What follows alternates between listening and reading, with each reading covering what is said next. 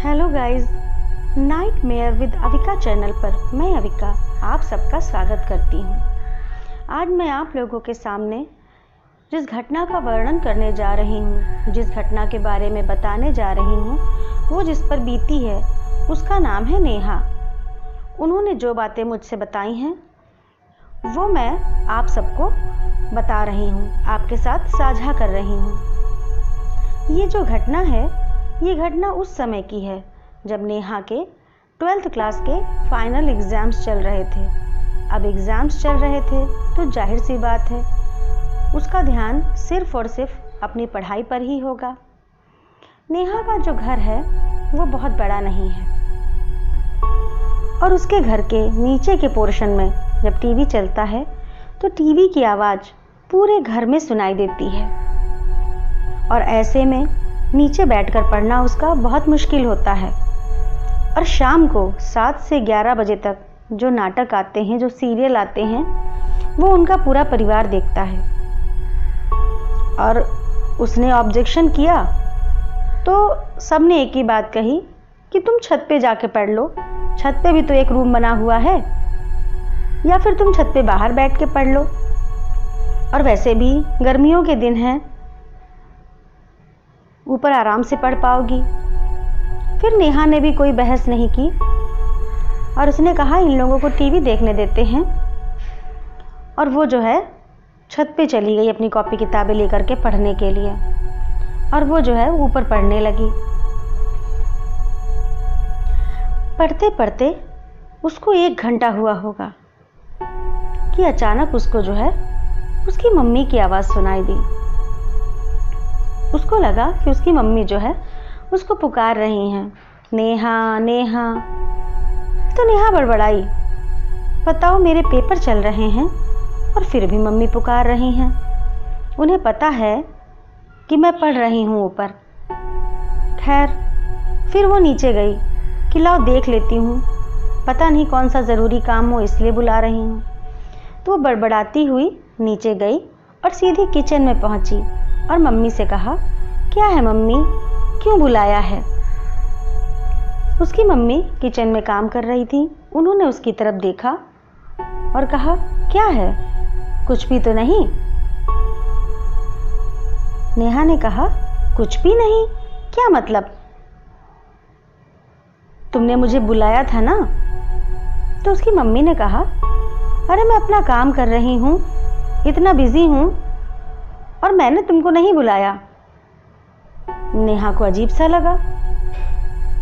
उसने कहा, मेरा पेपर चल रहा है, एक तो बुलाती हैं, ऊपर से कहती हैं फिर मैंने नहीं बुलाया। वो जो है बड़बड़ाती हुई वापस ऊपर आ गई और फिर जो है अपनी पढ़ाई करने लगी, और नीचे जो है सब टीवी देखने में मस्त। अब उसको पढ़ते पढ़ते आधा घंटा हुआ कि उसको फिर मम्मी की आवाज़ सुनाई दी कि मम्मी जो है नीचे से चिल्ला रही हैं, नेहा नेहा। नेहा फिर बड़बड़ाने लगी, कहने लगी मम्मी को सुकून नहीं है, पहले बुलाती हैं फिर कहती हैं मैंने नहीं बुलाया, पर बुला रही हैं तो जाना ही पड़ेगा, लाओ देखें जाके क्यों चिल्ला रही हैं। तो वो फिर बड़बड़ाते हुए नीचे पहुंची।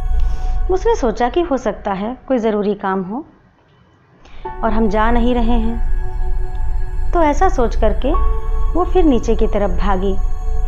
किचन में पहुंची तो देखा मम्मी जो है उसकी सब्जी छौंक रही थी। तो उसने फिर पूछा, मम्मी क्या हुआ,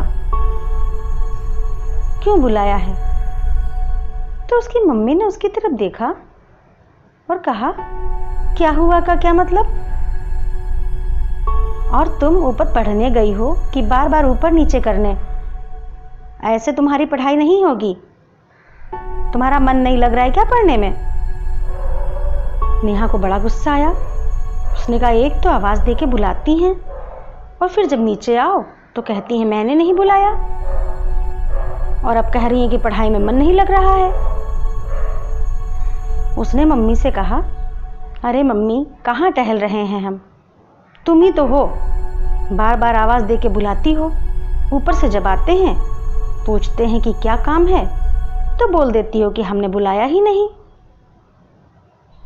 तो उसकी मम्मी ने कहा, लगता है पढ़ते पढ़ते तुम्हारा दिमाग खराब हो गया है, तुम्हारे कान बजने लगे हैं, हमने तुमको आवाज़ नहीं दी। अब जाओ चुपचाप और अपना पूरा ध्यान अपनी पढ़ाई पे लगाओ। अब नेहा वापस जो है छत की ओर चली और मन ही मन में सोचने लगी कि ये क्या चक्कर है, बार बार एक ही चीज़ हो रही है। मम्मी कहती है नहीं बुलाया, हमको लगता है कि बुलाया। हो सकता है पढ़ते पढ़ते ही मेरा दिमाग खराब हो गया हो, ये मेरा भ्रम हो, किसी और को कोई और आवाज़ दे रहा हो तो हमको लगता हो कि हमको बुला रही हैं, हमें अपना नाम लग रहा हो। ऐसा सोचती हुई नेहा फिर छत की ओर चल पड़ी और छत पर जो पलंग पड़ा हुआ था उस पर बैठ गई और जो है पढ़ने लगी।